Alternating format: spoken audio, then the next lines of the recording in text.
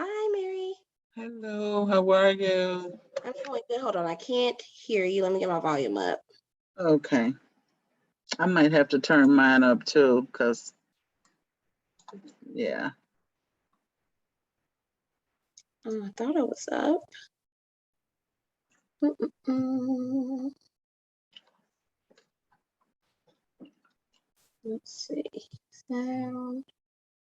Yeah, I'm up. You want to make sure you're turned all the way up. I don't have a headset plugged in. Okay. Can you hear me? Can you hear me now? I'll be right back. Okay.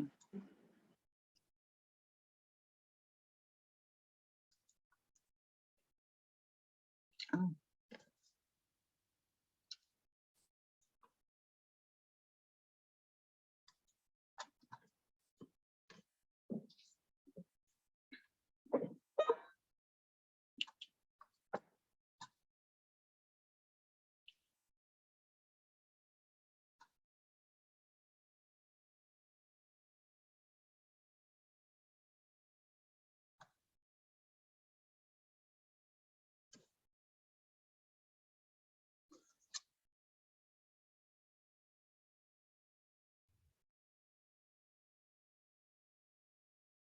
Okay. Can you say something?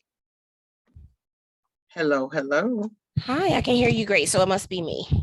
Okay. And are you are you sharing screen with me? Are you giving me screen sharing access? Yes, you should have it as a panelist. Okay, let me see. I do. Okay. So let me make sure. I don't think I have anything with sound, but let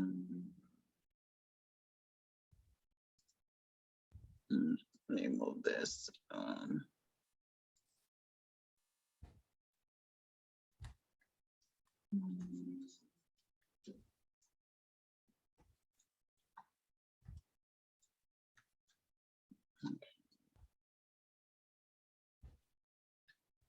Oh shoot, I should have. Let me go out, because what I should have did was put my let me back out. I'm gonna stop sharing for a minute. Okay. Take your time.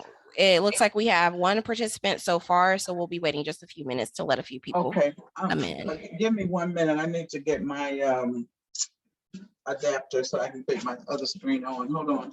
Okay.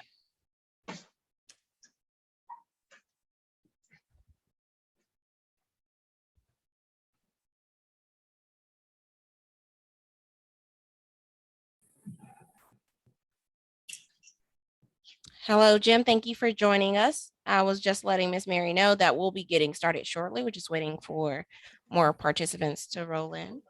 Sounds good. All right. Thank you for your patience.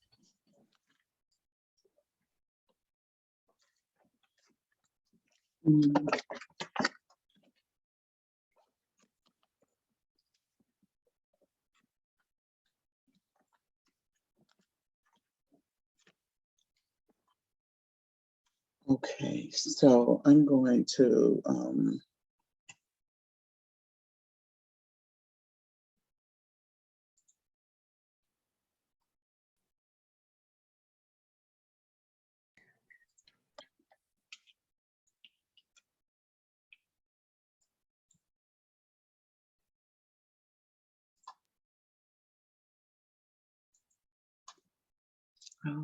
let me see.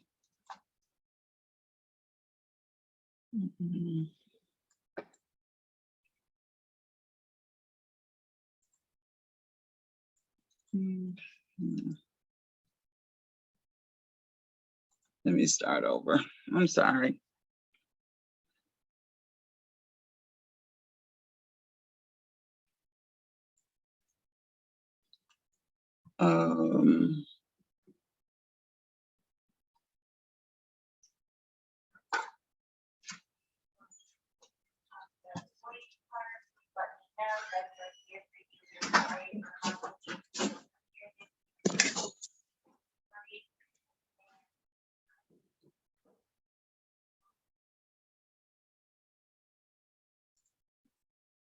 I don't know why it's not coming up. Forgive me. I had it up and then I took it back down. Sorry.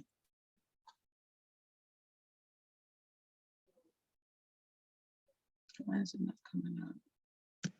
Okay.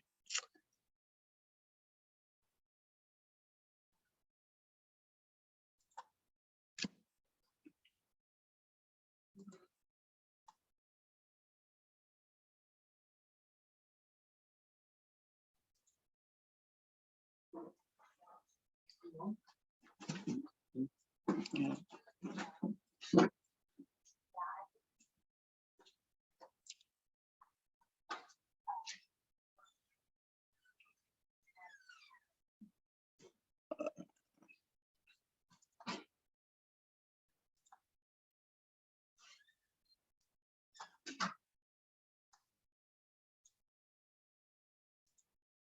Why is it not?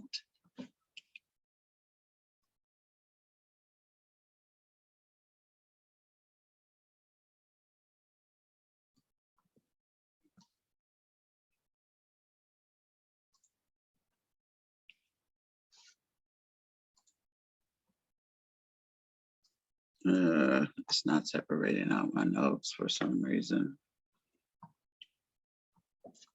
Can you see my screen? Can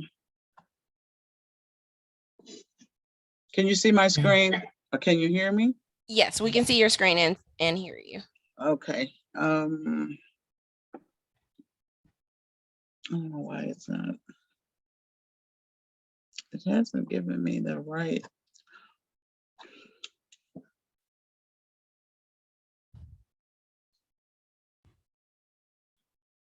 Let me start sharing again. For some reason, it's not letting me bring it up as a where I can split my screens. Okay. Which is unusual. So I'm gonna reduce you for a minute so you might not see me. Okay. It might be because I got it up. So how many participants do we have actually? Currently, two. One Two. is from the Trupp School. Miss Paula has joined us. Okay.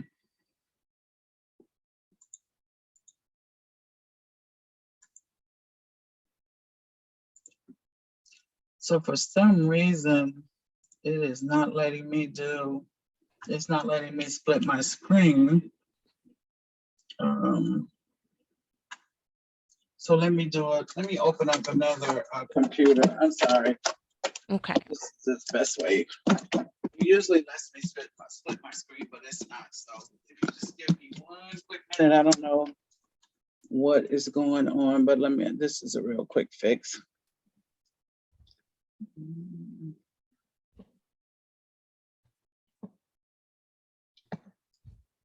Okay.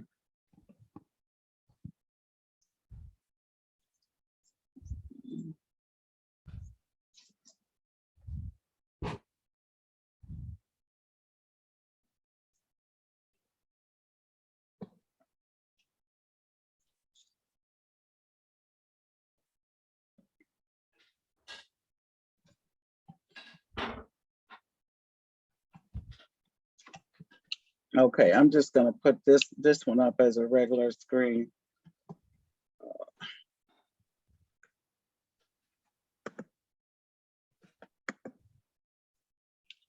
Okay, are we good? So currently it isn't sharing, but if you want to share. It's not sharing? Oh.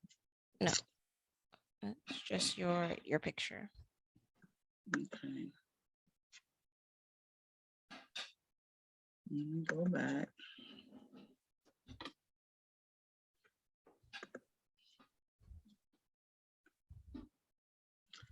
I'm sorry, I do this all, I screen share all the time. I don't know why I'm having an issue, but let me see.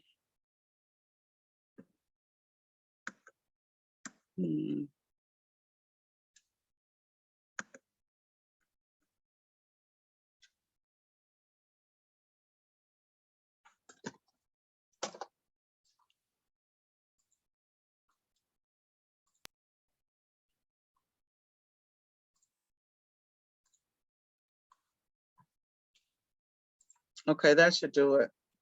Can you see it now? I can. That's perfect. So I'm going to go ahead and get you introduced so you can get started. Okay. So we have Miss Mary Mims from the Illinois Equity Staffing Company. So this course is about essentially introducing new licensees to their duty to protect the safety and health of their employees from workplace hazards. So the topics that we're going to go over are essentially workplace safety and OSHA, which is occupational safety and health, facilitated by what is projected by the Illinois Department of Labor. So whenever you're ready, go ahead, Miss Mary. Okay, just real quick, really, this is according to a kind of course. By that I mean that it is a huge topic. I teach a 10-hour and a 30-hour, just so you get an idea of what it takes just to do the basics. Those are certification courses. So this is really just to kind of get your feet wet. The focus is specifically on the cannabis industry, but also giving you a little bit of leverage to be prepared to actually, if you happen to get a OSHA surveyor in your building or in your facility, that you're able to at least say, oh yeah, I remember Miss Mims saying that, and what is my next step. So that's the purpose. Just want to put out there that I am available for questions, later on when it comes to being able to put some of the action items in place, because it's not just a matter of me talking about it for the next couple of hours, but more, how to go through the implementation of some of the actual programs that you need. So having said that, do I have till 8:15 or is it until 8? The training is scheduled to end at 8, but I put a little leeway time in there so in case questions go over.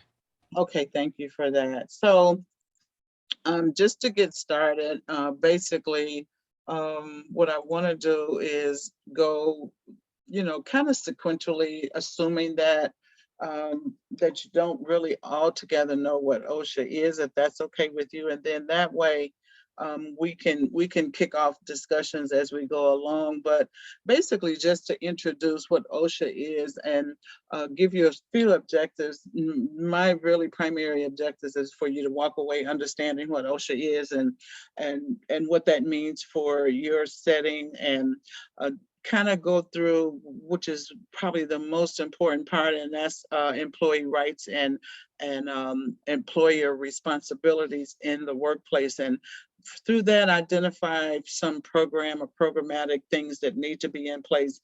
Should And you'll find out later on, should an incident happen, all of this is kind of preventative and safety up front and putting stuff in place. And yes, it is work heavy up front, but once you get it done, it's just a matter of keeping it in place.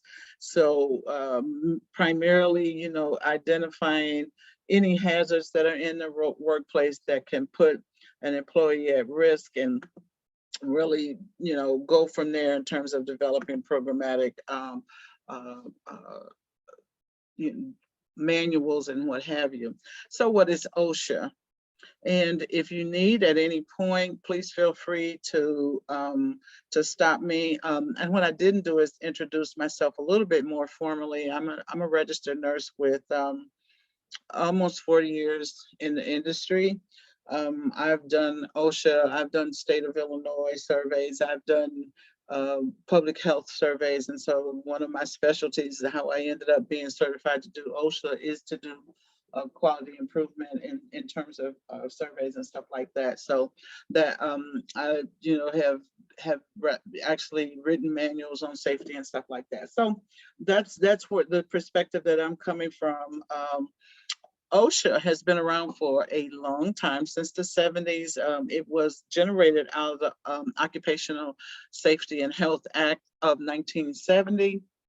As we've already said, it is a part of the Department of Labor. It was signed into law by President Nixon, and the purpose of it really was primarily to just assure, and this is a quote, to assure safe and healthful work conditions for workers by setting and enforcing standards. So everything we'll talk about today is based on an OSHA standard. So anytime it's something that you're not sure about and you just kind of have a question as to where is this generated from, you can always go back to the OSHA website and see, is there a corresponding standard?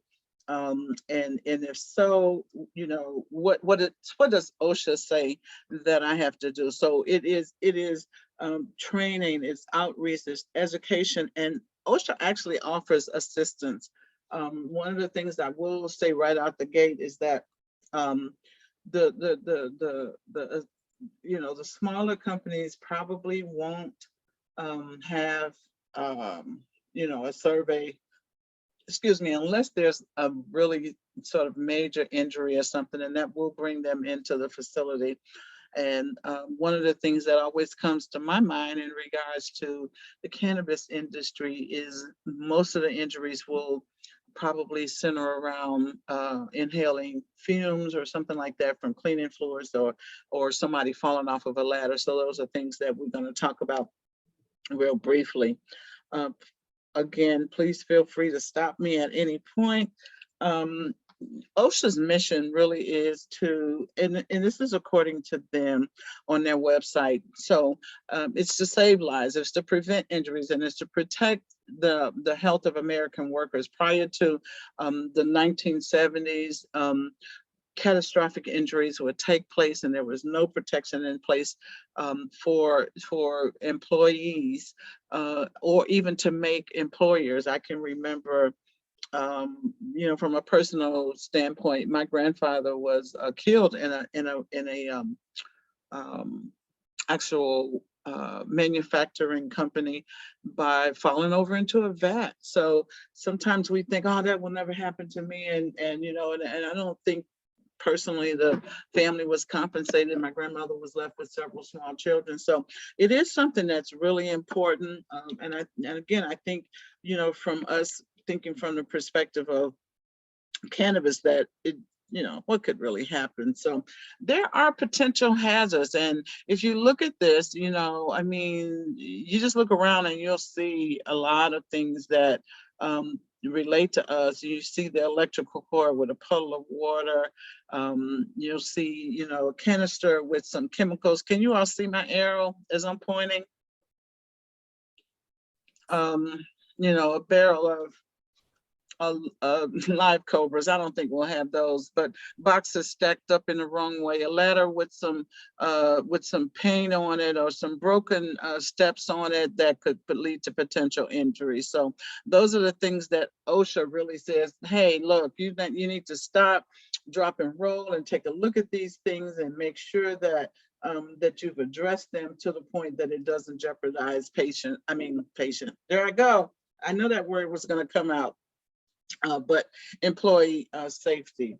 So on OSHA's website, there is a employee rights and employer rights and responsibilities. It behooves everybody to read those when they're opening up a facility, whether they feel like it relates to them or not. Basically, it just says that you as a employer have to provide safety training to workers in a language and in a vocabulary that they can understand. Now, the reason that's important is because at the end of the day, we have to remember that everybody doesn't read at an 8th grade level or a high school level. That sometimes, and for industry wise, for educators, they said, you know, on a basic level, just keep it at a 6th grade level, and we know most people can read it. And frankly, in writing curriculum and stuff, I do kind of keep it there unless it's like a college level course. But that's what that means: language and vocabulary that the worker can understand. Providing protective equipment, so you know that more now because of COVID. But PPE is very, very vast, and we won't get a chance to really talk about it except from the perspective of COVID today. But it, you know, it covers from head to toe protection, so helmets, vests, everything that someone might need according to their job details or duties to protect themselves. You're required to keep accurate records of work-related injuries, and that will be a major, major tag that you'll get if there's an injury that happens in the facility, and they happen to have to come in, and there's no record. That's going to get you a tag, and we'll talk about that in a minute. To post OSHA citations and injuries and illnesses. So if you go into a place and sometimes you'll see like a sign up that says no injuries in the last 10 days or something like that, they're complying with OSHA regulations. And the other thing is you have to display this. There's a poster that says OSHA job safety and health, the law. And what that does is it describes what the rights and responsibilities of employer is under the OSHA law. Questions? Okay, because I cannot see it, guys. Let me see. I'm trying to see. So I'm Oh, looking at the chat just to see if any questions have popped in. yeah, There are no thank questions you. currently.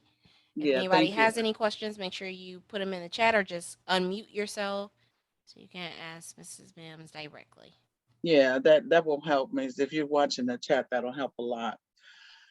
So then there's another whole list. The list goes on. But anyway, notify OSHA within 8 hours.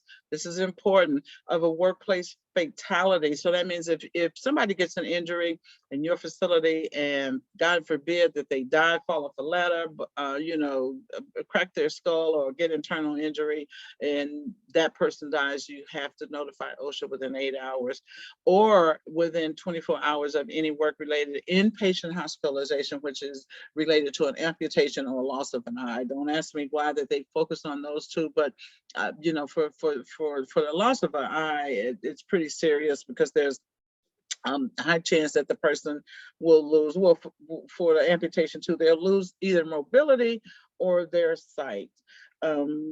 To correct the citations and violations by the deadline. So OSHA, if they come in, they do a survey, and they, for whatever reason, write a citation, you have to submit an abatement or a plan to abate that problem to them. And the other big thing that I'm not going to get a chance to talk about a lot today is that the worker has a right to not receive retaliation for exercising their rights to report anything that is a threat to their livelihood or safety. So, according to OSHA, employees definitely can get on and have no fear. It's called whistleblowing, and I'm sure you've probably heard of it before. Let me see, the last one is the next one is employee rights and responsibilities. So according to OSHA, employees have a right to work in an environment that's safe. We know that it is difficult to just say, because people actually do not think safe. The culture of safety has to be built out of the training and having them to think. You don't get on a ladder if it's not stable, and make sure that you are promoting your own safety, as well as us putting things in place that will promote your safety. But they do have a right to safe environment, but we have to create a culture of thinking safely and making sure that they're thinking about, can this lead to an injury? Also, they have a right to receive information regarding potential hazards. That could be chemicals, that could be anything that they're exposed to that can potentially end up as an injury. They have a right to know how to prevent injury. And then you do that according to what OSHA standards say that you have to do. They also have a right to report an injury or illness, and they have a right to get a copy of the medical records that you receive, or if they don't get them. They have a right to operate safe equipments, and they have a right to PPE. That is a huge one, a right to PPE. So in the era of COVID, that means a right to have masks and gloves available to them, and whatever it would take to promote their safety. And then next, the employee also has a right to work on machinery if that be the case that is safe, to be protected from toxic chemicals, to request an OSHA inspection. Now that is a big thing because a lot of times you'd be like, doggone it, they've called in on something that we really trying to work at, but them knowing that they have that right, OSHA will honor that right, and um, they actually can call in and speak to an inspector. They have a right to review records that are expanding on workplace injuries within your facility and illnesses that have occurred in the past, so that they know, and that's because a lot of times, and this is more like industries like that do manufacturing and manufacture chemicals, or something like ComEd, where there's a lot of injuries for electrocution and falling off of ladders and stuff like that. Companies tend to bury those injuries so that people don't get scared, but a worker does have a right to see that. They have a right to see the test results for any workplace hazard. So that's pretty significant. It means that not only do you have to make and keep a copy of it, but that you also have to make it available to the employee. They have a right to participate in the inspection. By that, it means that if in fact OSHA inspector came into your building or your facility, if it's a dispensary or whatever, they have a right to be a part of that. If it's something they want to speak to, when I can remember when I was a manager, there were some employees I wanted to stuff in a corner somewhere and not have them to speak to nobody, because I knew that they were going to be trouble. But that's their right, and so you can't prevent them. You just hope you've taught them well enough to speak the truth, and if there is a violation, to tell you before they tell OSHA. So that again goes back to creating that culture of safety, where there's a mutual respect for each other, and that the employee is definitely committed to creating a workplace environment that's safe for them as well.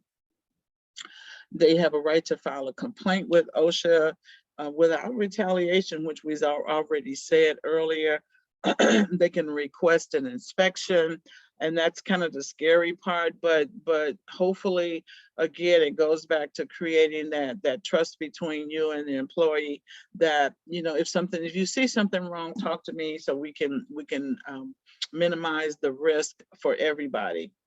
And finally, they have a right to file a complaint under the Whistleblower Act, and they're protected. So, when we think about it, there are a lot of cases where whistleblowers actually expose situations that were very, very dangerous for employees. Now, we probably think, but that's not the cannabis industry. So, and I would say in a dispensary, probably not, most likely, but when you're talking about craft growers and stuff like that, and when we look at, if we do happen to look at the more extended version of the training, for people who are doing, especially when we're talking about cultivation, when they're doing repetitive motion that leads to injury and stuff like that, they can do a whistleblower if the employee is not providing the correct PPE, making sure that the site is evaluated to the point of what does the employee need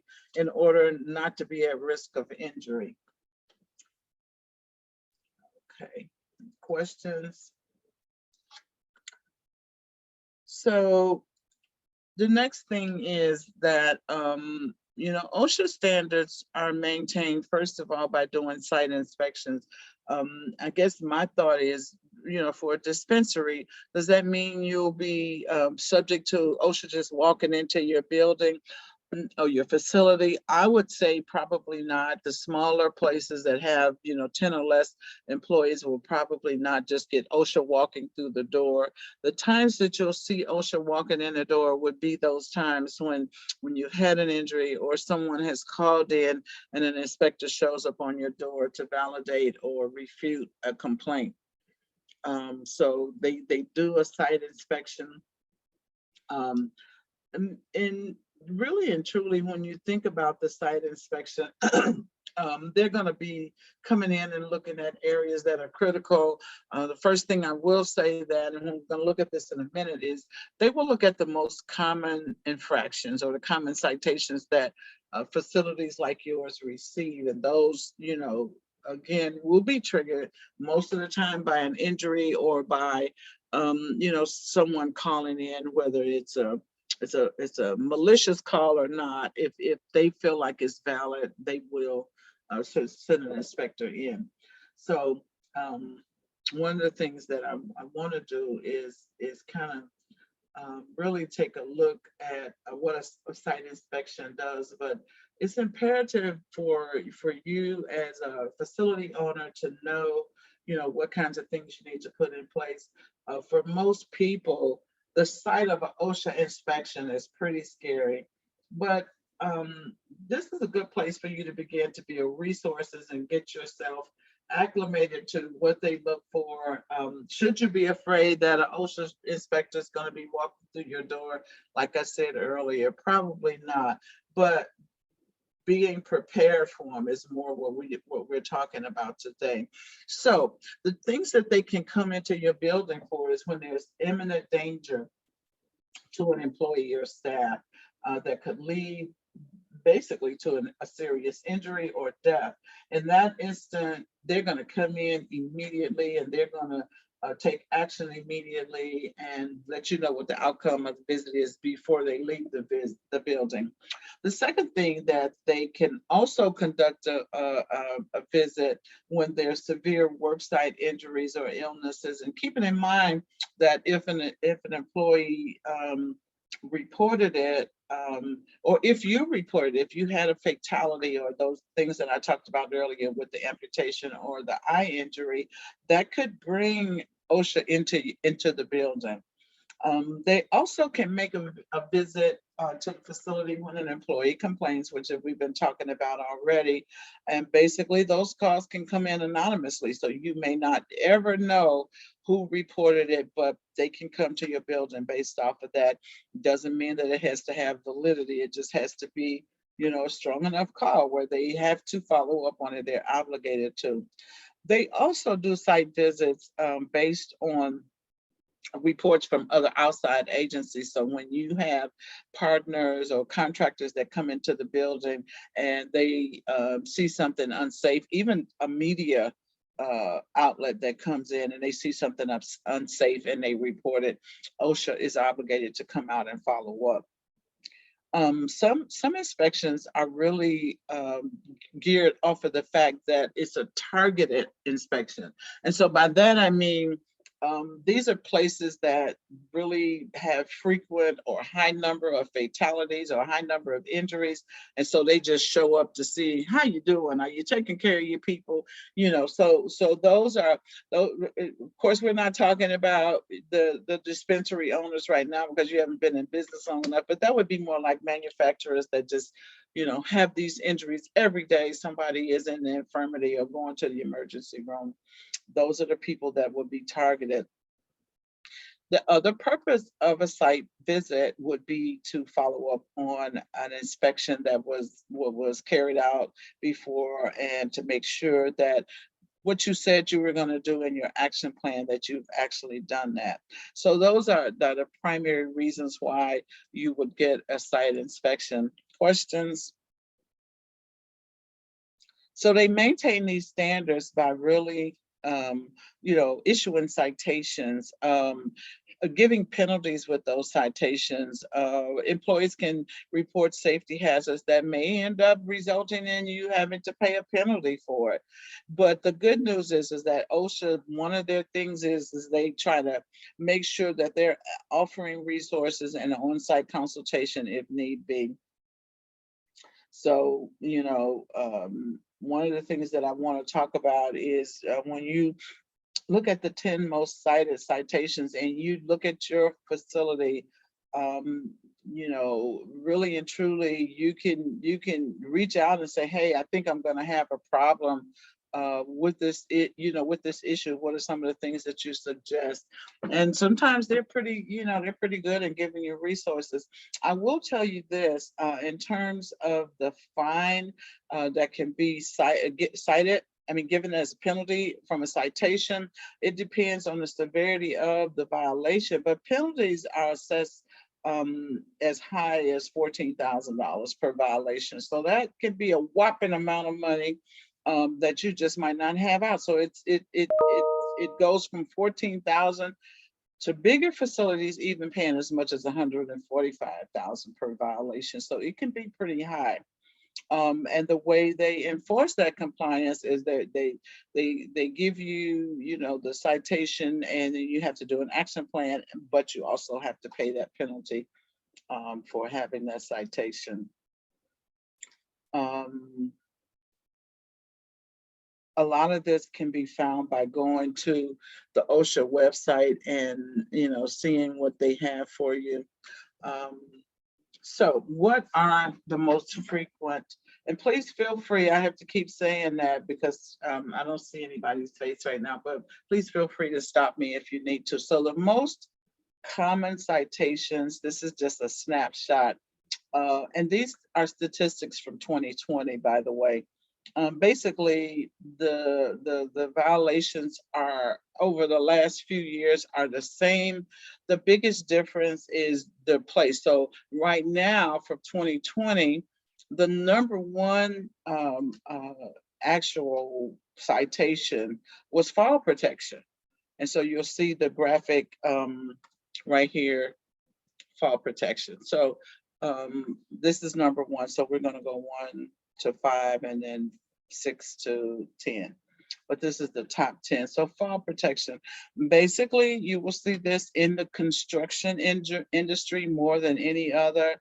And really and truly, when you look at fall protection, that also includes walking and working surfaces, meaning wet floors, and people fall and slip and break their arm or break their leg. When there's a need for a guardrail, when people walk in certain areas, that goes back to the construction industry, especially when they're working on heights that are greater than 6 feet. So people who are in roofing. So that's the first one. The second one is hazard communication. Now this will fall in the category of cannabis industry because hazardous communication standard includes, it's for the general industry, which cannabis falls under, but it includes, the employer failing to let the employee know that this chemical or this particular action can be hazardous, and they're not properly trained, or they have not put a safety measure in that can prevent an employee from being injured because of hazards. So that's, you see, it's fire, it's things that can cause a shock, or or a chemical exposure. The third one is actually, and this is a part of PPE, but it's separated out. It's regarding respiratory protection, and so now you can see this in place with COVID, but it even goes deeper than that, because when you think about it, this is in the general industry as well. But this is for workplace environments that have gases, smokes, vapors, any type of spray being sprayed, and the employee has a potential to react or have an allergic reaction or have difficulty breathing. This would fall under that category. So those workers really need to be fit tested with the N95 mask, or in a case of fire or smoke hazards, a different type. There's several different types of masks, but this, when we do the bigger class, we talk about what type of respiratory coverings is appropriate that fall under this standard. But the standard is very specific. It also shows you, gives you the particular masks that are appropriate for what settings. But again, it does fall under PPE. So that's number 3. Number 4 is not something I'm going to go deep into, but it is, as you can see, it's a scaffold. So that's the 4th level of injury, or 4th most cited injury. The next one actually is, I'm going to go to the next page. It's actually going to be people who have to not only scaffold but get up on a ladder. So those two kind of go right there together. So that would again be in the construction, but it does not rule out cannabis industry when you have a setting where you have a lot of storage. So whatever your storage level is, if you got something way up high where an employee has to get up on a ladder to get, is it safe? Is the stacking of those boxes safe? So that's something that you can be cited on if a person falls and injure themselves. When you get down to the 6th one, this is lockout, tagout. Has anybody worked in an industry where you've had lockout, tagout? I have not. Can you describe the definition of it? I am. So lockout, tagout is, and I don't know the other person, is he interactive? Lockout, tagout would be when you have electrical failures. Say, for instance, I'll give you something as simple as for me working in the hospital, that could be like, you know how you get outlets that spark a fire? That our electricians are required to come up and lock that electrical outlet down where no one accesses it until it's fixed. So lockout, tag-out means they lock it up and they tag it until it's fixed, and it can, and it literally is a lockout. An employee, a regular employee who's not the engineer or not the electrician, cannot access that area until it is fixed. So it could be a whole room, or it could be something as small as a electrical outlet, but that it can cause significant injury if an employee touches it or enters it. Some lockout tagouts have to do with fumes spilling, like if there's a fume of a toxic chemical and it's potentially injurious to the employees, they'll lock it, they'll lock the door or the area, seal it off, and it cannot be opened back up until the hazard is taken care of. Does that make sense? Yes, thank you. Mm-hmm. So that's lockout, tagout. It's a area that overlaps a lot of different industries for the really simple reason that we all use electrical appliances or electrical something, and so we all have that potential. And so the basic way to me to kind of avoid this is to make sure your electrical outlets are working and your electrical appliances are working. They're being serviced, they're being maintained. If you don't have someone to maintain it, a lot of places will just not even let employees bring electrical appliances in, and this is the reason why. So the 7th one is actually something that you're not going to have to deal with, but since we're talking about the 10, this is forklifts or trucks that you see driving around in warehouse type settings. So that is infrequently what happens is a employee might lose control of their forklift, or the forklift might run into an area where there's employees and someone gets ran over, and it's quite frequent, even though we don't think about it. It's quite frequent injury. Again, here we see falls. Number 8 is falls. So fall protection is pretty high up on the list, which when you have to, it's a separate citation though from these other two with the ladder and the scaffold. This is more geared toward um, employees receiving training on fall protection. So, when we talked about the ladder, making sure that you go a 5 or 10 minute educational session about going up on ladders, and everybody signs off on it. Yes, I've been trained. If I have to get up on a ladder, what is the safety measures? If I have to climb up on another level, what type of safety measures do I need to take in order to make sure that I'm protected as an employee? So this is more geared toward the training requirement, and OSHA is specific about it in that standard. The next one is really more eye protection. So again, this is PPE, but it's specifically for people who need to protect their eyes, like welders. My industry, healthcare, if you have a potential to get blood or something in your eye, in certain situations, you do have to have gear. Again, the gear is different depending on what type of exposure it is, but the key is it is one of the top 10 citations. And we're moving right along. Basically, if you are non-compliant with providing eye and face PPE that will prevent an injury, you can get tagged for it. The last one is not something that I think we'll see in the cannabis industry. This is machinery and machine guarding.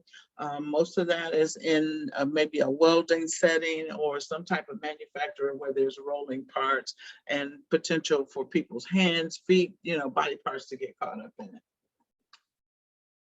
Questions? So, okay, we talked about the general. What about the citations in the cannabis industry? So if you look at the very top one, it is the hazardous communication. And I believe that's because we basically are, using chemicals. People are not being taught or trained on those chemicals, failure to label it. And that could be something as simple as a bottle of bleach for cleaning an area. And making sure if you have a bottle of bleach that you have a matching, well, it used to be called MSDS, but it's safety data sheets now. It's just SDS. Anybody heard of those?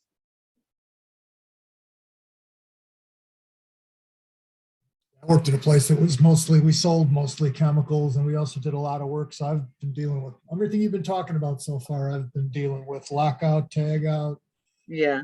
MSD Awesome. sheets on all the chemicals. So you have a good idea of what you need to put in place, right? Most definitely. I'm going to be the one who's going to be in charge of it at our facility. So it's going to be pretty important. Yeah, absolutely. And I'm going to talk about the hazard communication because it is the top one for cannabis. And we're looking at, even pesticides, chemicals for cleaning the area. And even, of course, we know, we would like to say that the cannabis products might not have no exposure, but we know that cannabis has mold, and sometimes, and that's the importance of the certificate of analysis, that we, don't get products in like that. But it is, if it's a potential for exposure in a cultivation setting, then it could be a potential of exposure. A lot less in a dispensary setting, but yet nevertheless, still, because it's number one, I would say that that's probably coming from the cultivation side. But for the dispensary, the problem most of the time from literature that I've read have been unlabeled bottles of bleach or cleaner or something like that. So that's number one. Number two is the lack of training on those hazardous materials in the facility. So, again, this could be 10 or 15-minute training. Just says, I acknowledge that I have sat with someone and they've talked to me about what chemicals we have in the building, or what potential chemicals or hazards that we have that we might be exposed to. I am going to talk about this a little bit more, so we won't go totally in depth. The other one, and this is really, really key, if you have more than 10 employees, you have to have a formal fire prevention plan.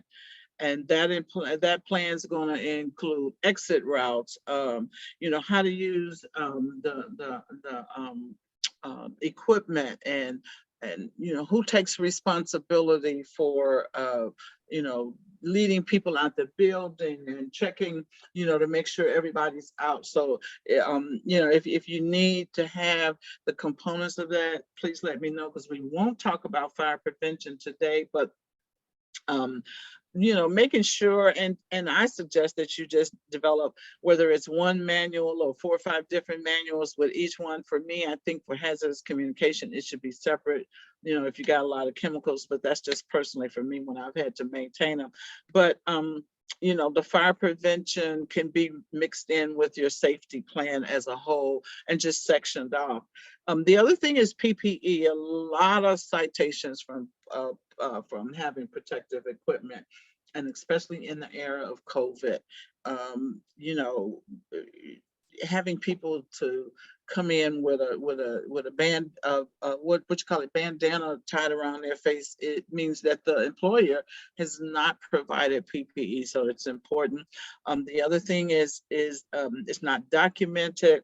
There's no training as to when they need to use it. So if OSHA comes into the building, they're going to want to know, do you have a plan in place for PPE, and in what circumstances does the employee have to use it? And not only will they ask what circumstances, but they will ask the employees, when would be a time when you would have to use, say, gloves, or when would be a time that you would have to have, well, we have to have masks anyway, but maybe a respirator mask as opposed to just the regular, well, the N95 is a respirator, but it's a lower level. But depending on what type of chemical you're exposed to, when would be the situation that you would actually have to have that mask, and they'll ask the employee. So that not only is saying that they sign their name off, but they can actually come back and articulate that to the inspector.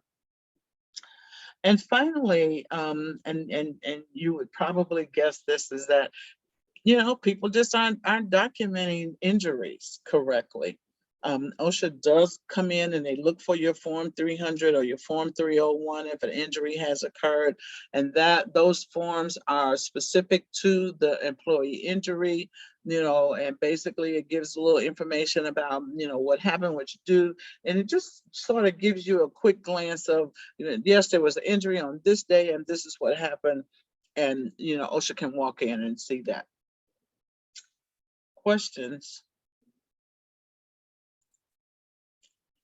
So again, a hazardous communication program, not just, these are chemicals we have and this is what we do. And that part we are going to talk about. The OSHA training will consist of, all of the things that we know should be in place: of fire prevention, electrical hazards, and stuff that we know, having the right PPE. And this is an example of what the Form 300 looks like. Questions? So here's some stats, just real quick. Basically, these are from 2019. We're always a couple of years behind, and hopefully we'll get some updated statistics soon. But in 2019, really statistically, the census for fatal occupational injuries was 5,333 fatal injuries. That was a really large number, really the largest since 2007. This is one that really jumps out at me. A worker dies every 99 minutes. That's under an hour and a half from work-related injuries. That's huge. Now, is that the cannabis industry? No, but that just tells you why OSHA feels like this is their job. They need to protect employees because of numbers like this. Employees, because of these type of numbers. Fatalities among workers age 55 and over increased 8% from 1,863 in 2018 to 2005. Doesn't seem like it's a big a big deal, but for them, it's a big deal. That's why they're quoting it. So that was a large number for that particular age group. And, what they're expecting is that, for companies that employ workers over the age of 55, is it anything you need to do to look at what's causing the increase in injuries? So that those are some statistics. Really, to me, I'm looking for the 2022 updated. Another set is Hispanic and Latino workers. Fatalities were up 13%. Why do you think that might be?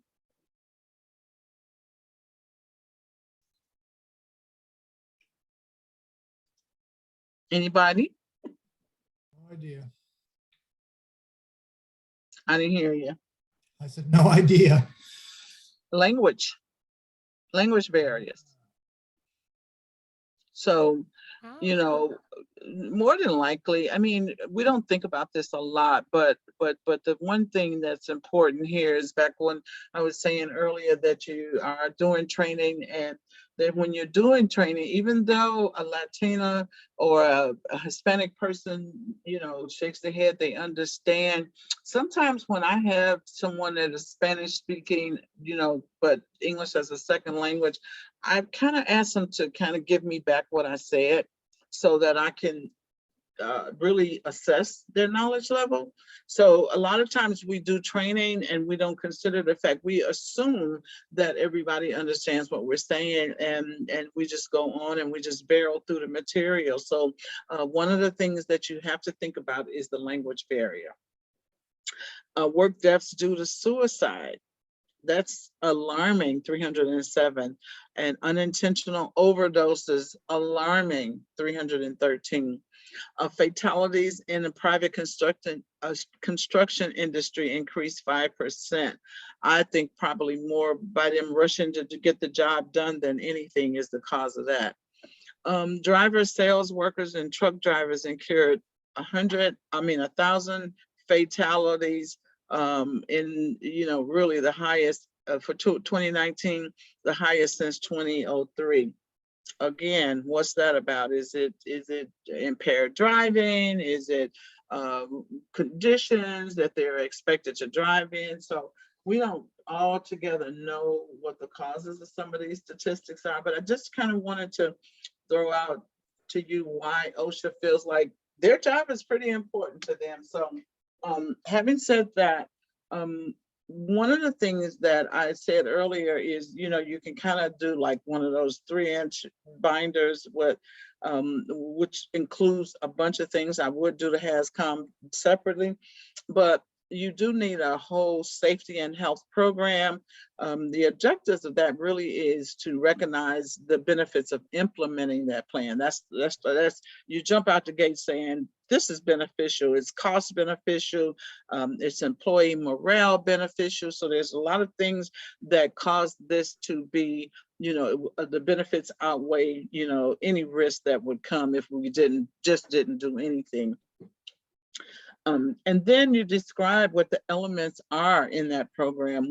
What's key for your facility, given that you have done some type of assessment of your facility to see, what are the potential risks, who's exposed and who needs to be trained. And so, there's a couple of ways that we look at workplace injuries, and I'll look at that in a minute with the hierarchy control. Sometimes you need to just say, you know what, this particular machine is not even worth the injuries that are the cause, and you'll just get rid of it. So we'll talk about that in a minute.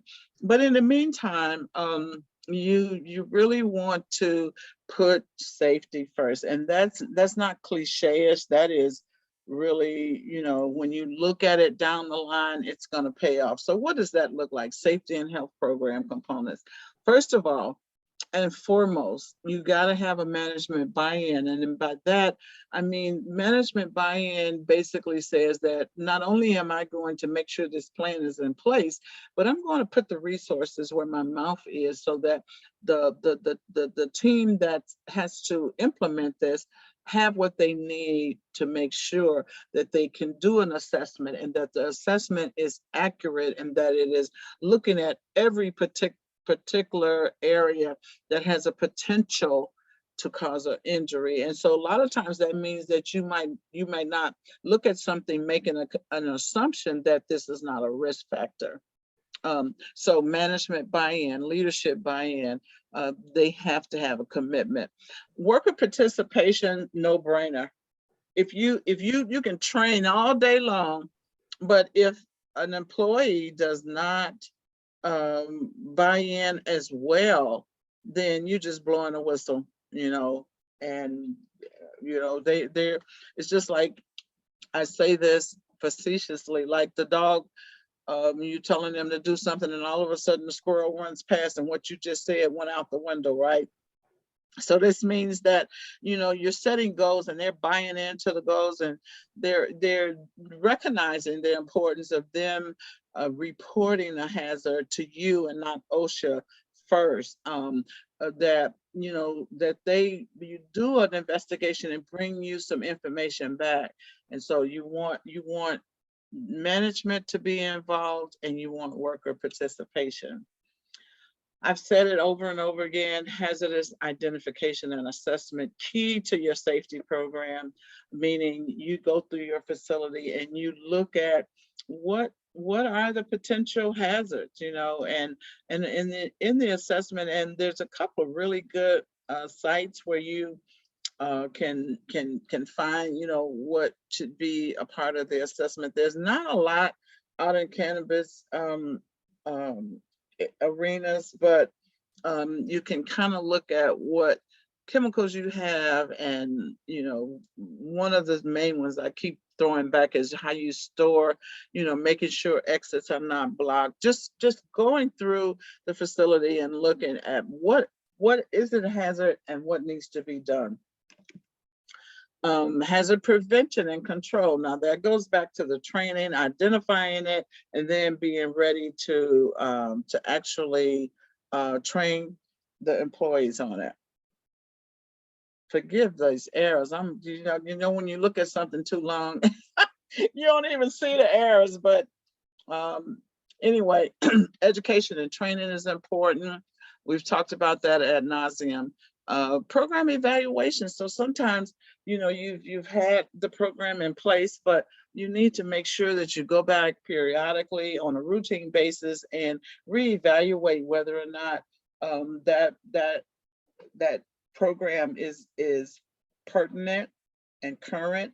Because as you grow, as you progress, some things are relevant and some things are not relevant. So making sure you go back and do a program evaluation and improve any areas that there's gaps in. Coordination and communication of employee work sites. So what that means basically is when you have your own facility, but then you have contractors that come in, or even staffing agencies, which I can't imagine dispensaries doing staffing agencies, but you know, of course, you know, you might have somebody that comes from if you're in a multi unit or multi-facility type company, you know, your setting might not be the same as someone else's setting. So making sure that, you know, they have some type of, even if it's just a snippet type orientation to the facility. That's the commitment to making sure that the communication goes across the board. But certainly if you have contractors that come in, they need to know what your safety issues are. And sometimes it's a matter of getting them to sign off and doing if they're contractors that come in all the time and you feel that part of your safety plan includes them, then yes, they need to be signing off as a part of their contract. So questions so far? So when we talk about, I talked about earlier, making sure that we have things in place. So when we look at trying to control or prevent injuries, it's called a hierarchy of control, meaning that there's several layers, with PPE being the most simple and least effective layer. The most effective would be if you evaluated or assessed your environment and you found that this is a hazard across the board. One of the things you really want to do is eliminate that. If it's not something you can eliminate, the next most effective measure would be to substitute it with a least or less hazardous activity. Engineering controls is more like, isolating people from the hazard. Remember, I talked about lockout, tagout. That could actually be a potential engineering control because you actually are keeping people away from the hazard. Administrative controls are really changing the way people work. So if you know that you have a potential injury that's from repetitive movement, then you may get a chair, or you may get a piece of equipment that's ergonomically sound. Ergonomically means that, it sits you up to keep you from having back injuries from sitting all day, or, maybe something to put your feet on if you're sitting at a desk, or if it's someone that's, sorting out stuff, what's the level? Are the levels correct? So does that make sense? Yep. So the hierarchy control, PPE is actually the lowest on the chart, believe it or not, but it's something that we use quite often. So when we look at putting whatever we've talked about so far in perspective, basically safety is a culture, and it is a dedication to safety. And basically, I have my South Park instructor saying, if you can't put things into perspective, you're going to have a bad time. So you guys are just so quiet on me. I'm used to people talking back, but if y'all choose not to talk back to me, it's okay. So the next area that I want to talk about was one that I consider to be pretty universal, and you'll see that it was a top tag for both the general industry and for the cannabis industry. So for short, we call it HAZCOM. The standard is 1910 subpart Z, and it's called toxic and hazardous substances. So when I look it up by the standard itself, which is 1910 under hazard communications. But it's subpart Z actually has several things that fall under that. But it's really basically short for it. The employee has a right to know what they're exposed to. So it's you communicating potential hazards to them. So the whole purpose of it, of course, and number one, is to maintain the safety or safe environment for people to work in when they're handling chemicals or they're handling potentially toxic substances. So it says that we have to train employees to recognize first and foremost that a chemical does have a hazard. Even when we think about something as simple as bleach can be very caustic. It can not only be caustic to your skin, but if you inhale it. So we want to make sure that we're training them how to minimize it. I was once a director over a Head Start program, and the team habitually wiped down the surfaces with bleach, and you could walk in the room and smell the bleach as soon as you hit the door. And the first time we had a surveyor out, they recognized this, that bleach can be toxic to the kids if they're exposed to this constantly. So they do want you to identify it. You cannot have a bottle of bleach. I don't care how simple it is, that's not labeled. And the other thing you want to do is make sure you provide a formal mechanism that identifies the hazard in the workplace and what kind of engineering controls, remember we talked about that with the hierarchy, that are necessary to protect the employee. Questions? So here's what the responsibility of the employer is. So basically, first and foremost, you have to conduct an assessment, which we've talked about, or an inventory of all chemicals, all potential chemicals that will be used by an employee, and identify what the potential risk for their health and safety is. Maintaining the SDS sheets. I don't care if it's as simple as bleach, you still have to have an SDS sheet for it. Every new product that comes in the facility, you have to get the SDS sheet from. So for something as simple as bleach, I'm sure you could probably go and download it. But if you're buying industrial strength bleach, whoever you're buying it from should supply you with a SDS sheet for it. And if there's any other chemical that you choose to add, and you keep these in a binder. That's why I said for the HAZCOM binder, you could have the whole binder with the program itself, and then a section for your SDS sheets that employees have access to. And the reason why I say access is because there's a lot of horror stories out, in settings where people are exposed and they have no idea what they're supposed to do. If they get it in their eyes, are they supposed to flush it, or what are they supposed to do? And most of the time, people only find out after the fact. Well, I should have did this, and this is after the injury has occurred. So having that access to that SDS sheet kind of minimizes that risk. Are the chemicals labeled? The biggest thing that I know personally as a nurse manager, that I walk around and I see my staff and put something in a bottle, no label on it, and bam, we got a problem. Especially if an inspector comes out. Are the employees trained on the hazardous communication program? Providing information to all employees, whether they're on site or off site. So this would be, I guess in a dispensary setting, if you have a transporter that's employed by your facility, are they aware? The contractors, are they aware?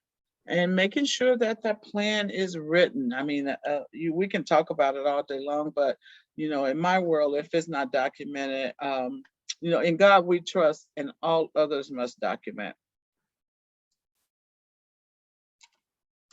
So, what are the components? So pretty much what I just talked about, a list of the chemicals, the data sheets, safety data sheets, all chemicals blend label.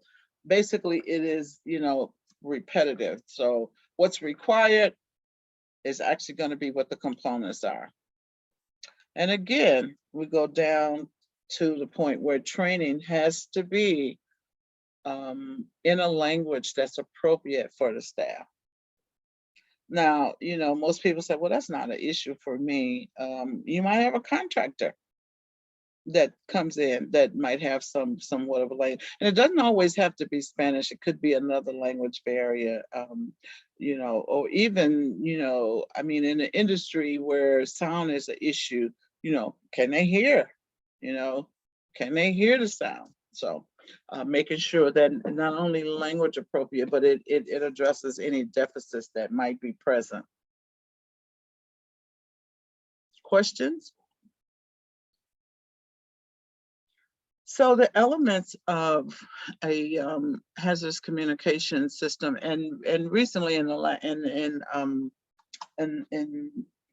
and I don't have all of this listed, but we are now international. So this system goes across the waters and ocean, so that we're congruent and consistent. And that has to do with the fact that we get a lot of imported chemicals in. And so we are using one system across the board to basically label chemicals the same, and the signs are the same, and signal words that lets us know that this is a hazard and this is why. So when we look at the actual system, you think about it really basically being so the major elements are the material safety data sheets, labeling, signal words, meaning, is it safe, is it not safe, what level of safety, hazard statements, saying if swallowed, it'll be toxic or caustic or something to that effect that lets the person know what to expect. Not that they're going to swallow it, but that hazard statement is a part of the HAZCOM. Precautionary statements. So when you look at it, precautionary statements: rinse mouth, do not induce vomiting. Sometimes bringing it up can cause more damage than letting it stay down. Hazardous statements being toxic if swallowed, toxic if inhaled. Signal words: danger, warning. And then, of course, the SDS, we're going to talk about that. It has 16 sections.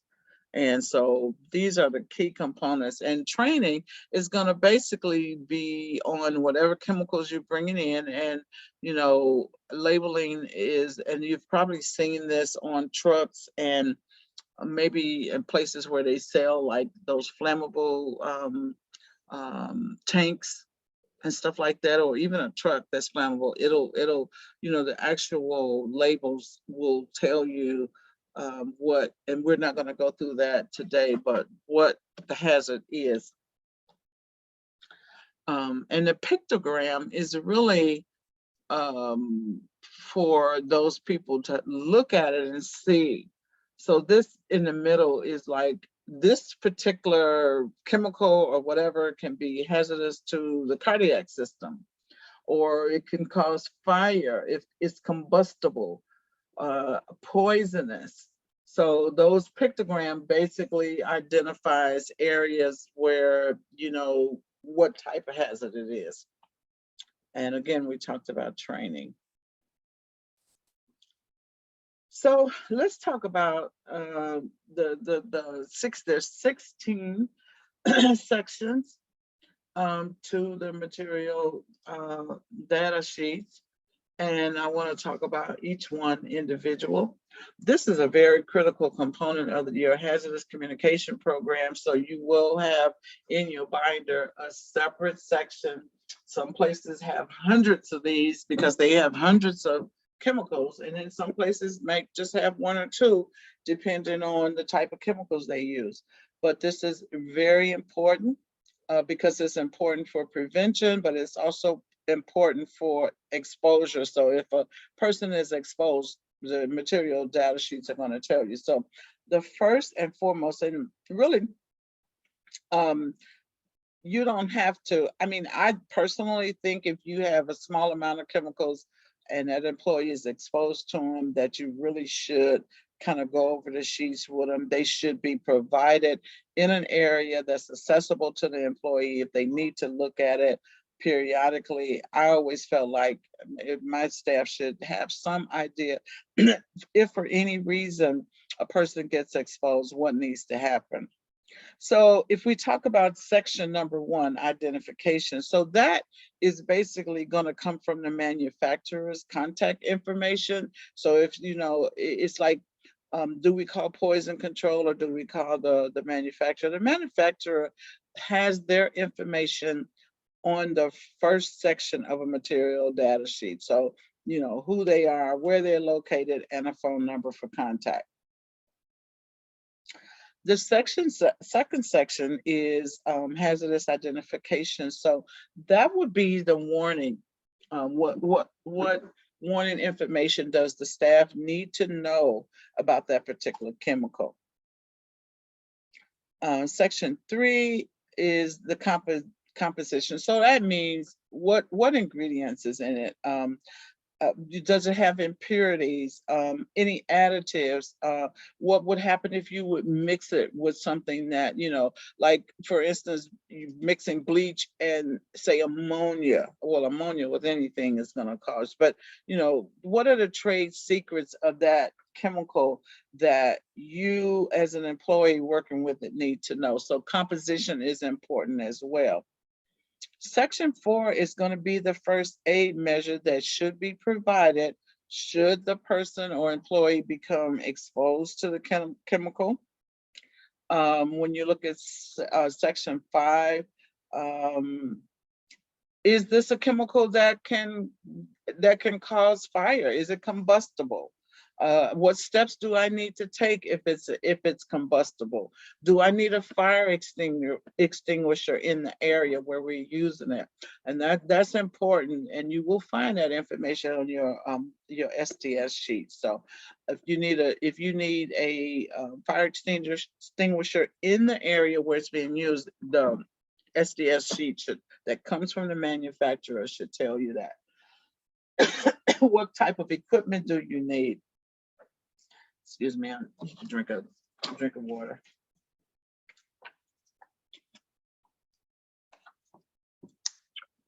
Excuse me. Section 6 is really accidental release measures. So what are the recommendations in the event of a spill or a leak of that chemical? Some places you might have a spill kit, meaning you can't just automatically take a paper towel and wipe it up. You need it. And I can tell you in the healthcare system, if we had like an enormous blood spill, we had spill kits to get it up with. So you didn't just, get a towel and start wiping it up, because in the days of HIV and whatever, and hepatitis, you don't ever know what the status of that blood is. So a spill kit basically keeps you, the employee, from coming in direct contact with the chemical. So what types of things do you need in order to safely clean up that spill? And what type of precautions do you need to take in case of exposure? Section 7 talks about handling and storage. Does it need to be stored in a dark place? Of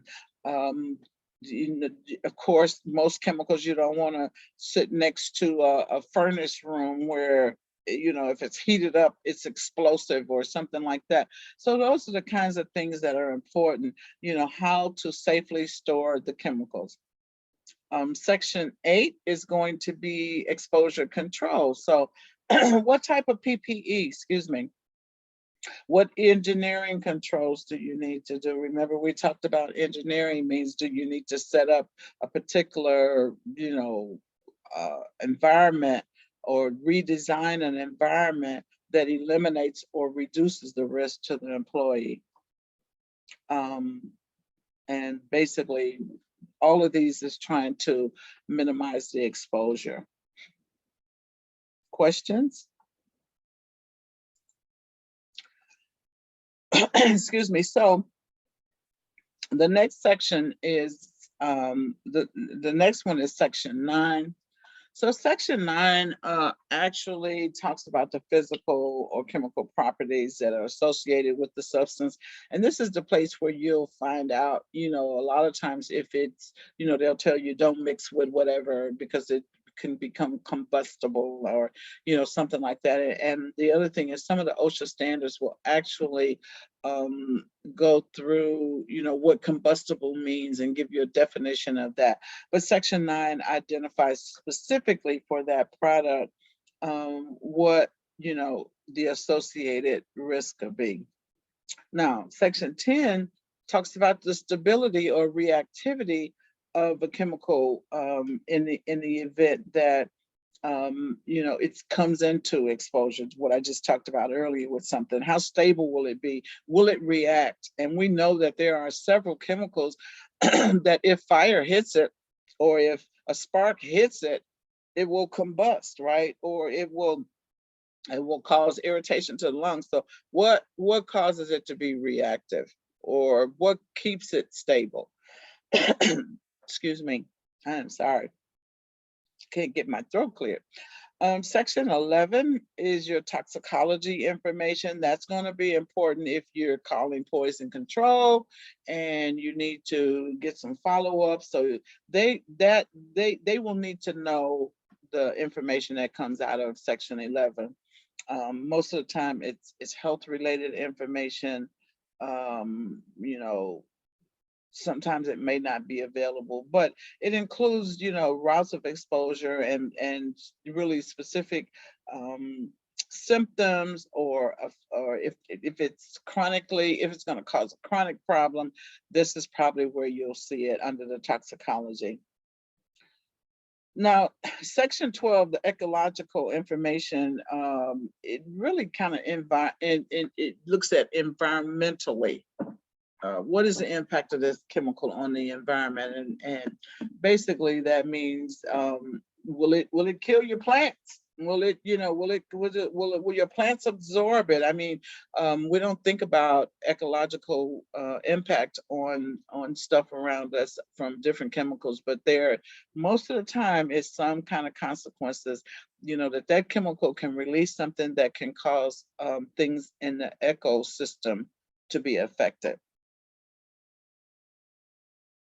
Section 13, how do you dispose it? You know, again, that goes back to your spill kits. You know, once you get it up, can you put it in a regular garbage can? I know, you know, if you've ever been in a hospital, there's a separate container for blood contaminated articles. So you don't put blood contaminated articles in with regular garbage. Never, ever. That is like a write-up right away. So same thing in this sense, that, you know, how do you dispose it? Again, that may go back to PPE or exposure control plans, but specifically, it should be on your your SDS sheet when you get it. Section 14 now, 12, 13, 14, and 15 is not really regulated by OSHA, but it still should be on your exposure control plan or your SDS when you get it. But they won't necessarily cite you for this.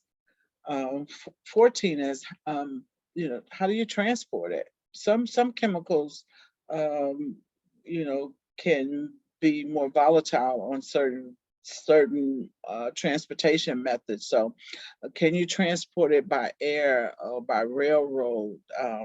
You know, and what hazards that are associated with that. Section 15 kind of looks at the safety, health, and environment, sort of regulatory information. And then 16 is any other information that we have left out. I think we pretty much covered it all, but section 16 says that if we haven't, then here's another thing. So it's not listed in those other sections, but it could possibly be under section 16. So one thing I want to point out, and this is me personally having dealt with this, is safety data sheets can be a cumbersome education or training tool.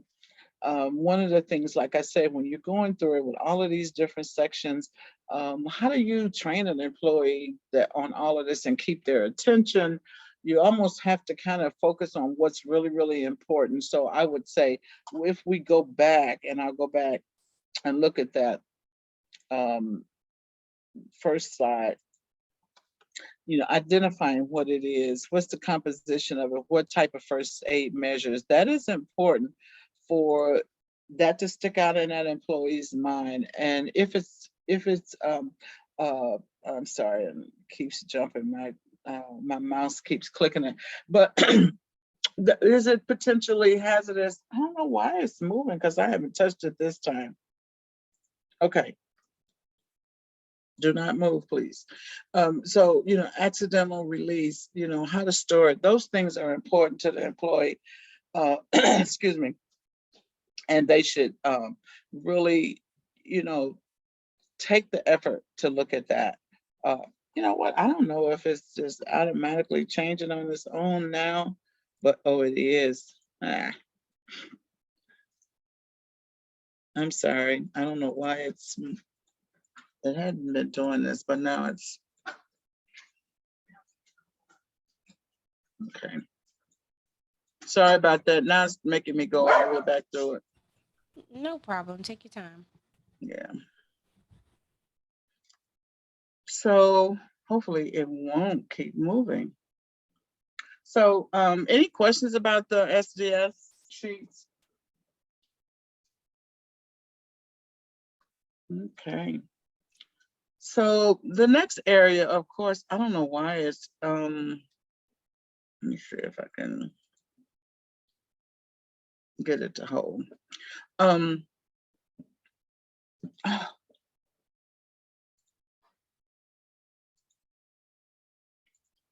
Okay, hopefully it'll hold.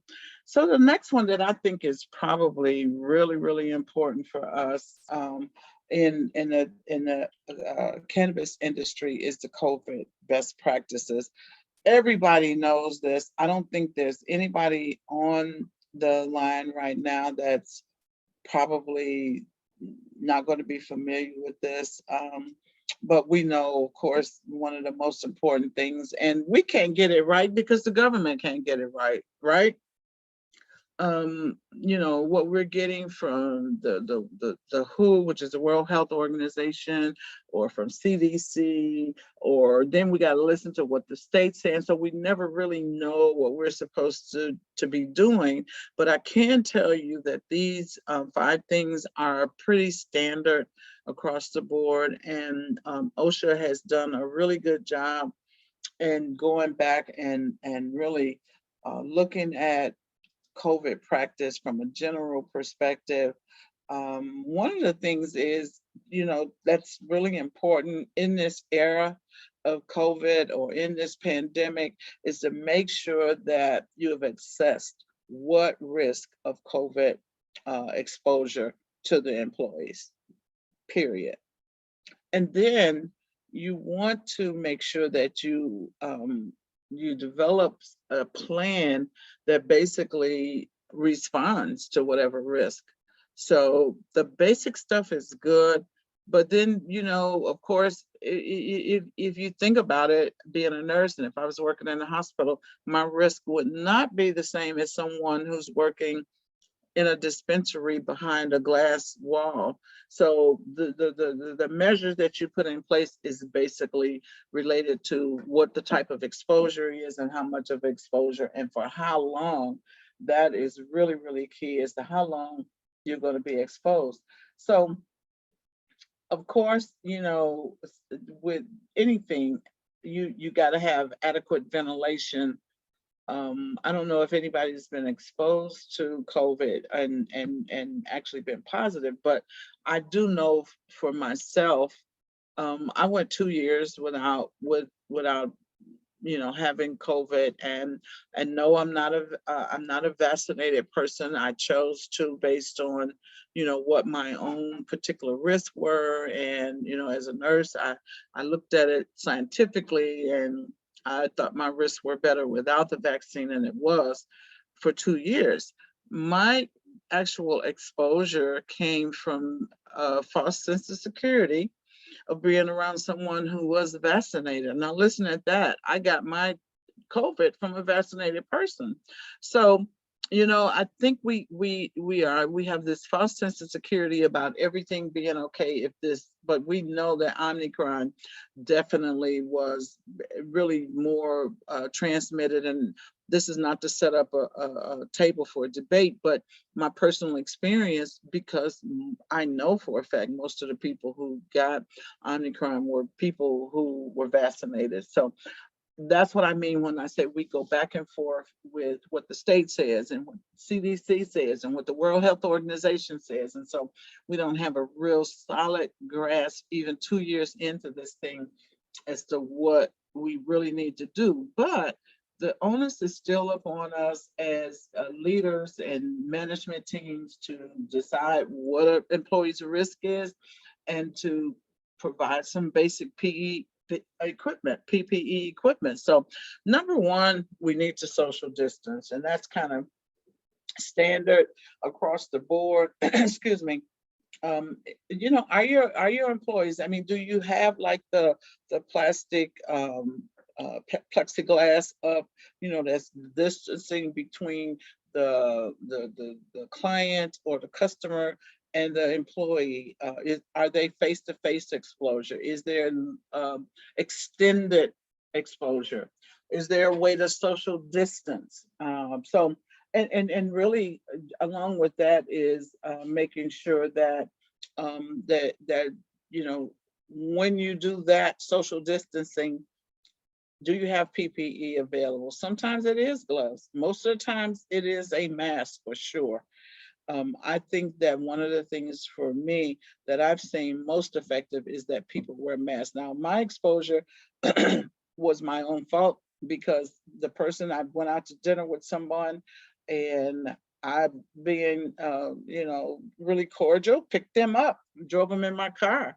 And so it probably would have been less exposure if I'd let them drive their own car. But nevertheless, I mean, I'm not boohooing over it. I got over it. Thank God I still have my life. But at the end of the day, I think a mask, I gave her permission to take her mask off. I never should have done that. All of these hindsight things that come up, But at any rate, what needs to be done? What's appropriate? So, really, how do you treat unvaccinated people? I mean, I think that one of the worst things that we've done as Americans is made this tremendous divide between masked and unmasked, vaccine and unvaccinated. I think you need to put some standards in place and make sure people follow them and stand your ground. I know that was my mistake. So the CDC guidelines basically is for vaccination for people who are at risk or, really, really high risk. They want everybody to be vaccinated. But for me, when it first started, I was just overcoming breast cancer and chemotherapy. So I didn't feel that the risk was was was was something that I wanted to take with getting vaccinated and having had my immune system lowered from chemotherapy. So I did make that decision. The other thing is with hand washing.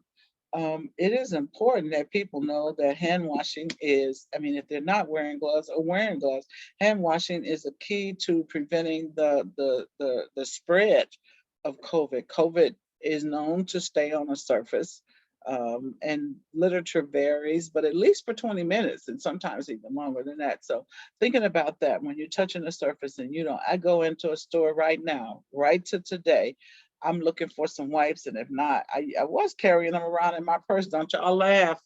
You got your mute on, so I won't hear it no way. But I wipe down every surface I touch at the very early part of COVID. I literally wore gloves when I went out. So you have to, and that comes from being a nurse, and I kind of know, what protected me from getting TB and HIV and stuff like that. That was, we never knew. A lot of times I worked emergency room, so a lot of times I never knew the status of anyone coming in my presence. So I had to take extra precautions. And a lot of times my staff would laugh at me like, look at you in your gorilla suit. I don't care what you say. I'm not going home to take TB with me at the end of the day. So, making a decision about what your exposure is and doing the right thing that makes you comfortable, but having some basic level standards in place for your employees for protecting them. Really and truly, when we think about it, quarantining, now that means having some guidelines for employees who feel sick with flu-like symptoms, right? I don't want anybody coming around me if they're coughing and sniffling and haven't figured out whether it's COVID or not. I teach introduction to cannabis at one of the local colleges, and I can tell you right now, they had to go to a level, they were having so many positive cases, they had to go to a level where we have to, if you don't have if you're not vaccinated, you have to get a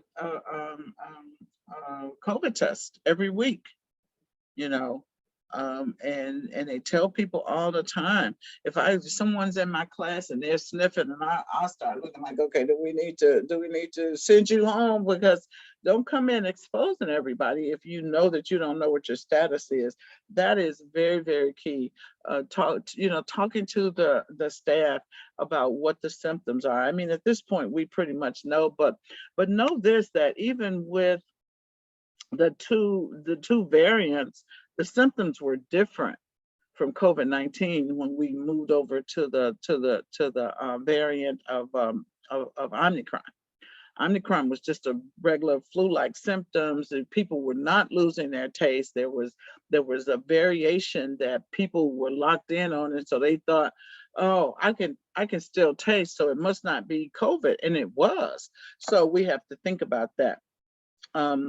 Really, right now, believe it or not, COVID is one of the top illness and industries for the reason that it's so transmittable. So people need to quarantine themselves. The other thing, of course, is considered best practice for CDC, for WHO, and basically a lot of places is requiring, of course, in hospital settings where there's a high exposure, they were trying to force people to get vaccinated, but that's not working too well for them. But vaccine is considered to be one of the top practices to prevent COVID spread. Questions?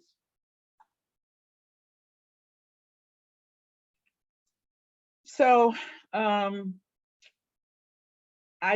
don't like to belabor COVID because I feel like we kind of like are ready to puke. We've heard so much about it. So the one thing I will say is that we have to really put the pieces together. When we're putting things in perspective, put things together in a program that you're comfortable with, and that at the end of the day, your employees are comfortable with. They can ask questions and you can give them answers, and you can go back and reevaluate and retrain where you need to. So I think I put the sound on. I'm going to show this quick video. Excuse me.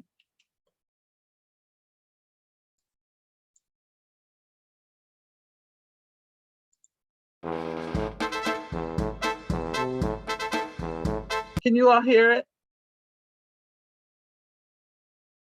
Can y'all hear it? Yes, I I can. can. Okay. Yes, ma'am.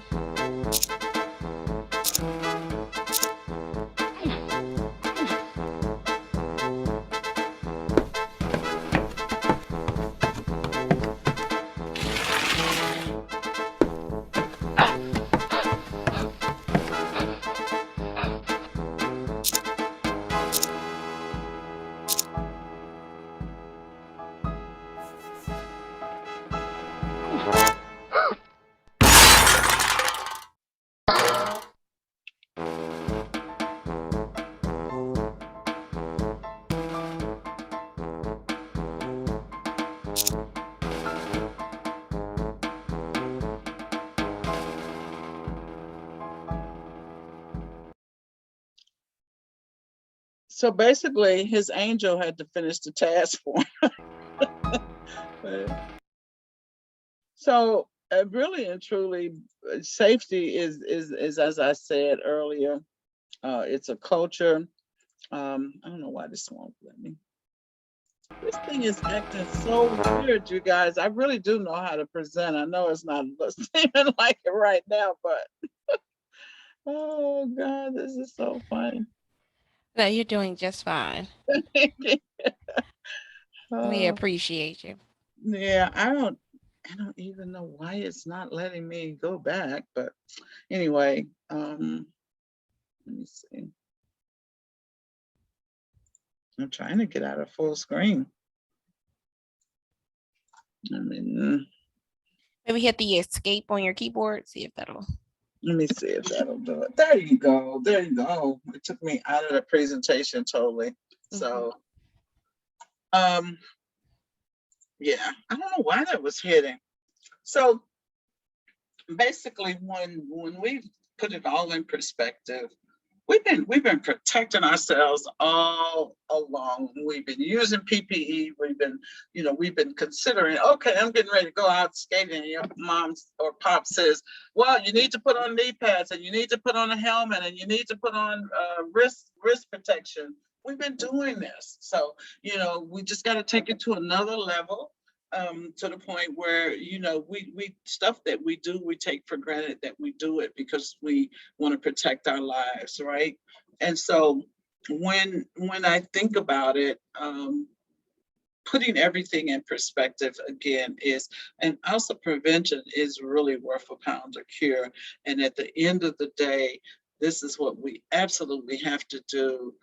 We have to prevent the injuries because injury will bring OSHA into our buildings for sure. So at that point, I'll take questions, comments, whatever you want to share with me. I'm going to stop sharing. And hi there, come back. Y'all been so quiet. I like to interact, but you guys are like super, super quiet. So maybe I can get a couple of questions out of you or something. Jim, tell me about yourself. Are you a dispensary owner or? No, actually, I'm going to be the facility director at a craft grow. Oh. So we have not even broken ground yet. We're Mhm. just in the process we have our licenses and we're just getting all our permits in order and whatnot. And we should be breaking ground within the next few weeks, hoping to be open in the beginning of next year. So that's important. I wish I probably should have asked you that because a lot of the things for craft grow, your staff will have that exposure issue, right, to pesticides and chemicals. So the HAZCOM is very important to your team. The safety program has to include something from an ergonomic standpoint. To prevent repetitive motion injuries. I think you probably know that, right? Yes, most definitely. And PPE, of course, fire safety, and is most of your stuff are you guys growing outside or inside? Inside, we're going to have a hybrid greenhouse. Okay, so you won't have like super risk exposures for fires, but you do need to have a basic plan in place. Feel free to reach out to us if you need any help with putting anything together. I'm just trying to see if I have anything that may be, I'm trying to go back and see. Is there any link that you might need that I can send to you? Not right now. My previous job, I was with them for 15 years. As I say, we sold chemicals. We were in the cleaning industry. We sold floor scrubbers, pressure washers, aqueous parts cleaners, water recycling systems. I was in charge of doing the installs on a lot of this equipment. A lot of stuff would take up a whole room. So your points on lockout, tag out, I was dealing with it not just for electric, but also for pressurized water. Oh yeah. Gas, for heated water. So we had to lock and tag stuff out for lots of different reasons. And then, we were dealing with, on a lot of our systems that were installed, several different chemicals. We would be delivering chemicals constantly to, these companies that we were selling them to. And, we were making sure that they had SDS sheets every single time we just delivered that chemical, regardless of whether we were doing it every single week. They were getting new sheets every time because there was constantly new employees, that type of thing. So, that's really key with the SDS sheets if you have like workspaces that are separate from if all of your employees are not in the same area, then you need, and of course you know that you need to have SDS sheets in every area where potential exposure might take place. We're going to be extracting also, so we're going to have ethanol. There's going to be quite a bit of, we're going to be making double hash, so we're also going to be dealing with dry ice, and there's going to be a lot of different stuff that we're going to be. So I took out, which would have been you would have been perfect. I have a video that actually shows an explosion in the lab during a decarboxylation process.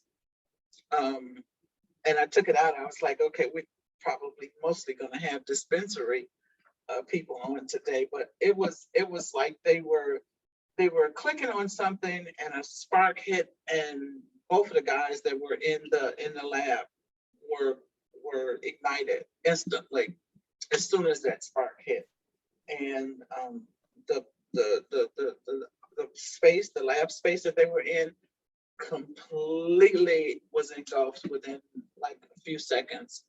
So 30 years ago, I worked at a printing company that we had, ungodly amounts of flammable chemicals around the place. And, all the rooms were explosion proof, with the roof vents where if something flashed over, the roof would open up to, allow the explosion to dissipate. And so I've been, like I said, over the years, and that place was also highly regulated because we were dealing with a lot of food products. So over the years, the different industries that I've worked in, I'm going to be 60 years old. So the 55 and older part was kind of funny because that was the reason that I got out of my last job, is because I just felt as though I was getting too old to do what I was doing for a living. I was getting up on ladders, scaffolding, being on top of things and having to tether myself off and all that kind of thing. But with all the different industries that I've been in, I've touched on pretty much everything that you covered in your whole presentation here at different places, as far as, highly regulated. My wife works in the healthcare field. So do two of my kids, actually three of them. And one of our principals is a regulatory attorney. So he's very familiar with, hospitals and anything heavily regulated, so we got a pretty good team of people coming together at this place with a lot of knowledge. So that's good. That's good. Well, I think your background is excellent because you know which area you need to go in. And of course, if you do the certification, I do the certifications for 10 and 30 hours. So, depending on which one that you do, but it's to actually train people to get certified. If you have, I would say 10 or more employees, sometimes you just want to get that certification so you can actually train your employees. But the of course the 2 hour is more than adequate to just highlight the safety program itself. And then the HAZCOM component, of course, when I talk about fire, I didn't really feel like we had to have slides because you got to have exits figured out. You got to have safety measures. You got to have extinguishers, and where do you place them? So, and you can actually really go online and find a good, actually you can take the OSHA standard and do a good fire safety program. But the thing is to always remember when you're doing your fire safety that you have some kind of map, that shows the exits for staff to be able to see. And so the program that you develop will be based on what your risk factors are. So HAZCOM, definitely, fire, definitely, electrical hazard, definitely, and then COVID, definitely, because, my wife and I actually just both had it this last week. So, and then of course we know that ergonomics, since you're in a craft grower cultivation center, ergonomic is important for you for repetitive injury. And I think one of the benefits that we have in that aspect is the fact that we are starting from scratch. We're not trying to retrofit a building. We are everything that we can, like that we've been talking about during this presentation, as far as fire exits and all that kind of stuff has all been heavily planned into this building. awesome. Because we know what we're going to be doing in there. you know, so everything is, we have a lot of really, really good consultants, and I mean, he's one of our consultants is the one who told me about this. So that's why I jumped onto this today. But Awesome. yeah, it's, So I hope, well, it sounds like you you probably had a good foundation. So just the reiteration is really more what you needed, that you walk away. You probably came to this presentation feeling confident, but now, you know, the reiteration lets you feel, I feel like you can never get too much, you know, yeah, of anything. And, you know, especially if it's been anything that you've been away from for any period yeah. of time or whatnot. I Mhm. think that, like I said, I don't know, to me, you can't learn enough. I'm always learning regardless of what it's about. Okay. Well, thank you for sharing. At that point, Paula, and I don't even know your name. Kiara. Kiara. So Yes. I'm turning it back over to you. If there's any questions, if you have anything that you'd like to personally ask me, please feel free. Okay, so I don't have any questions. I did record the session so that we have it to be able to go over again. I just want to let Jim know that if you need individual consulting, I did put the link into the group chat for you to be able to utilize to reach out so that we can get you connected with Illinois Equity Staffing. I know that you are specifically in regard to you are working specifically in regard to your facility, but we've had 2 other sessions so far with Illinois Equity Staffing going over HR and so on. So if anyone from your organization has not come to those, you can always reach out to us so We're that you just guys can now have starting to get our staff put together as far as that goes over the last month. It was basically the owners and consultants up until real recently here, and we've been hiring quite a few people now. We've gotten our HR together, and you know, we've gotten our growing staff. So we're just now starting to get a staff put together.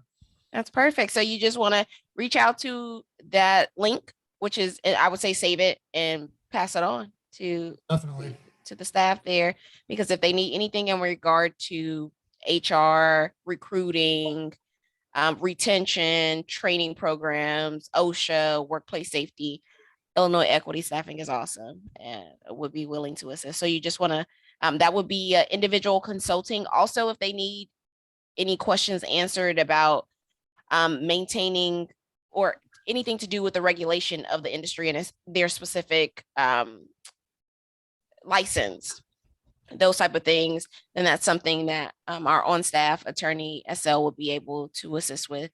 So you just ask for that individual consulting because you already have the license, and we'll provide that brief advising and that consulting based on you all schedule and hours. Very good. All right. So if you have no other questions, thank you so much, Mrs. Mims. You're awesome. Everybody calls me Kay, but you asked me, and I just felt like telling you my government name. One that you write down. So, but you were awesome. Well, thank you. You know, I cannot figure out what the world was going on with my screen.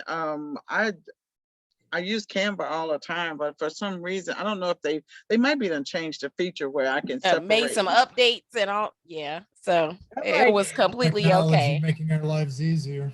Right. I love Canva, but there are times when I would just use Google Slides and forget it. So I think the next one, if I come back, I'm gonna just transfer it back to Google Slides and we're gonna call it a day. Okay, perfect. Yeah. So Trisha will be reaching out to you directly. And then, yeah, anything else, Jim, you just reach out to us so we can, get you set up for that consulting. Oh, no problem. You all have a great night. Yeah. Good night. Thank you for being awesome. Okay, thank you. Speak Bye-bye. soon. Bye. Bye.